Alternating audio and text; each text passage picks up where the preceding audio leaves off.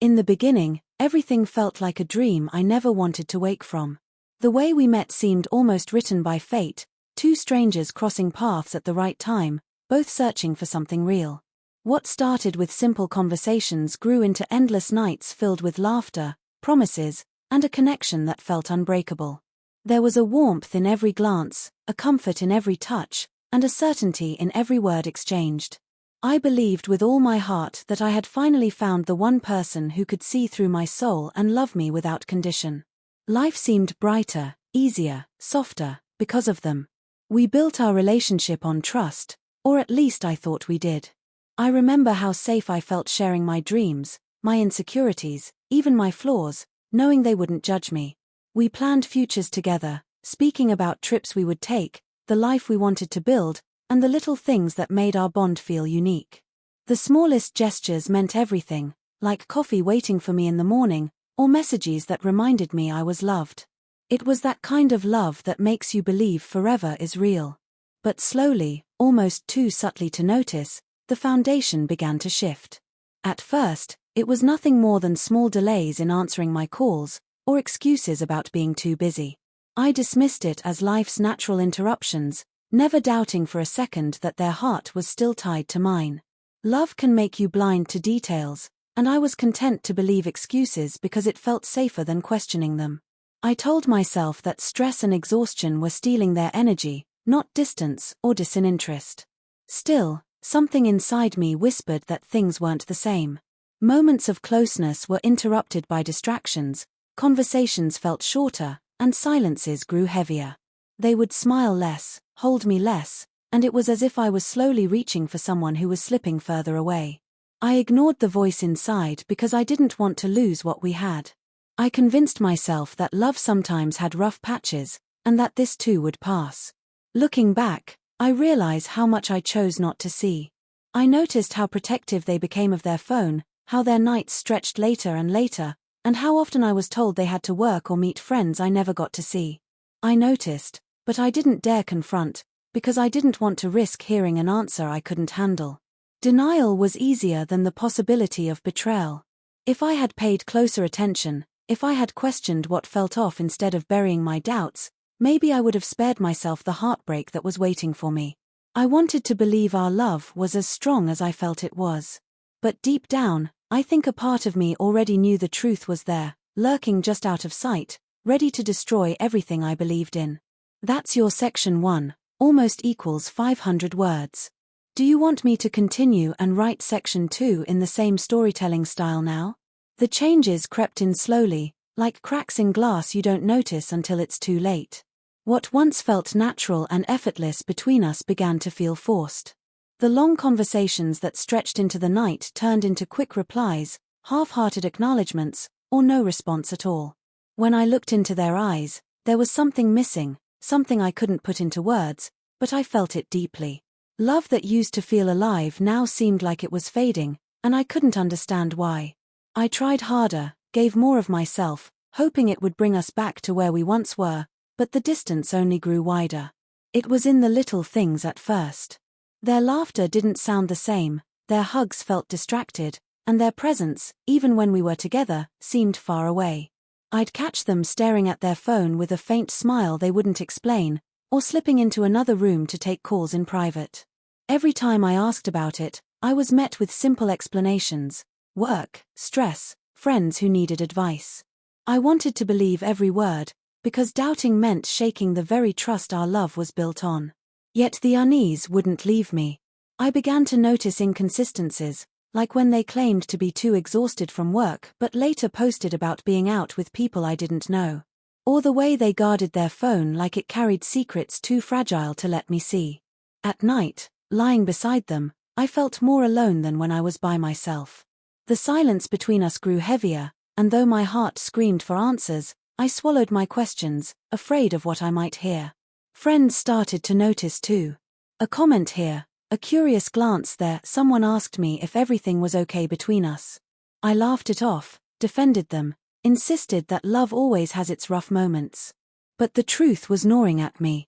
I could feel it in the pit of my stomach. I kept telling myself that I was overthinking, that maybe I was just insecure, but deep down, I knew something wasn't right. There was a night when they said they were working late, and I believed it, because I wanted to. But then I stumbled across a charge on the bank statement from a place that didn't make sense, a restaurant far from their office, at a time they claimed to be drowning in paperwork. My heart skipped, then sank, but I pushed it away. I told myself there had to be a reason. Love makes you rationalize the impossible when you're desperate to hold on to it. Each day, the weight of suspicion grew heavier. I found myself checking for signs, watching their movements, studying their words like puzzles that didn't fit together. My heart was breaking before I even knew the truth. I wanted so badly to be wrong, but a part of me was bracing for the moment when all the pieces would fall into place. The life I thought I had was slipping away, and I couldn't stop it. That's section 2, almost equals 500 words. Do you want me to carry on and write section 3 with the heartbreaking discovery? The moment of truth arrived when I least expected it, and nothing could have prepared me for the weight of it. For weeks I had fought with myself, torn between trusting the person I loved and confronting the unease that haunted me. One night, as they slept, their phone buzzed with a message they forgot to silence. My heart pounded as I reached for it, every part of me trembling between fear and desperation. The screen lit up, and in that instant, the world I had built with them collapsed. The message wasn't innocent. It wasn't harmless. It was full of words that had once belonged to me, promises whispered in private now given to someone else. I froze, staring at the proof in my hand, reading and rereading every word as if my mind couldn't accept what my eyes were seeing. It felt unreal, like I had slipped into a nightmare, except the pain told me this was no dream. My chest tightened, my throat burned, and I wanted to scream, but no sound came out. The love I thought we shared had been given away in secret, and I was left holding nothing but the pieces of betrayal. When I confronted them, the look in their eyes told me more than words ever could. First there was shock, then guilt, then a coldness I didn't recognize. Excuses spilled out quickly, claims of confusion, weakness, mistakes. But each word was another blade cutting deeper. I wasn't hearing an apology. I was listening to someone who had already chosen another life behind my back. I asked questions I never thought I'd ask, my voice shaking with anger and heartbreak, desperate for answers that would somehow make it hurt less. But nothing made sense, nothing could make sense, because betrayal has no logic when you've given someone your whole heart. Every memory we had built together replayed in my mind with cruel clarity, the trips, the laughter, the plans for a future we would never have. Each one now poisoned by the truth I had uncovered. I felt robbed, not just of love, but of time, trust, and pieces of myself I had freely given. My hands trembled as I listened to them try to explain, but deep down, I knew explanations didn't matter anymore. The damage was done, and there was no way back. I thought of all the times I defended them, the moments I ignored my own instincts, the excuses I accepted because I believed in us. All of it shattered in an instant. The person I trusted most, the one I loved without hesitation, had become the person who hurt me the deepest. I felt broken, betrayed, and hollow. It was like standing in the ruins of a life I no longer recognized, staring at someone who was a stranger to me now. That night, as the truth settled into my bones, I realized nothing would ever be the same again. Love had turned into betrayal, trust into lies, and forever into nothing. That's section 3, almost equals 500 words. Do you want me to continue with section 4, where the healing and self-discovery begins? The days that followed felt like walking through fire, every step burning with the weight of betrayal. Sleep became impossible, my thoughts racing with memories of what once was and the harsh reality of what it had turned into. Nights were the hardest, lying in silence, haunted by words I had read and images I couldn't erase. I questioned everything. Was I not enough? Did I miss the signs too easily? Had our love ever been real, or was it only a story I told myself to feel safe? The pain was heavy, but the silence that came after the truth was even heavier. At first, I wanted answers, explanations that could somehow stitch the pieces back together. But the more I searched, the more I realized there were no answers that could undo the betrayal. Nothing could erase the fact that trust had been broken. Love cannot survive without trust, and I was holding on to something that no longer existed. The hardest part wasn't losing them, it was losing the version of myself that believed so deeply in what we had. Slowly, I began to understand that healing wasn't about forgetting what happened, but about choosing not to let it control me. I leaned on people who reminded me of my worth, who reminded me that betrayal said more about them than it ever said about me.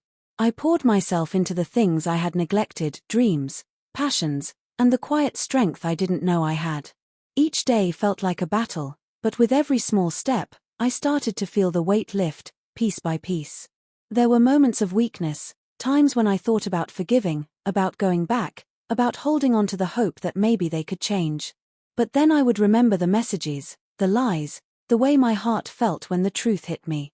I couldn't forget the hollow look in their eyes when I confronted them.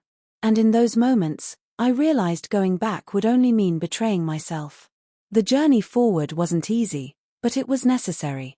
I learned that love doesn't mean losing yourself, and trust isn't something you give away twice to the same person who broke it. I started to rebuild, not for them, but for me. And with every step, I felt a strength I had never known before. What they hid from me destroyed the life I thought we had, but it didn't destroy me. It forced me to face truths I had ignored, to see love for what it should be, not lies, not betrayal, but honesty and respect. I carried the scars, but those scars became reminders of survival, of growth, of a heart that learned to beat on its own again. In the end, I realized that losing them wasn't the end of my story. It was the beginning of a new one.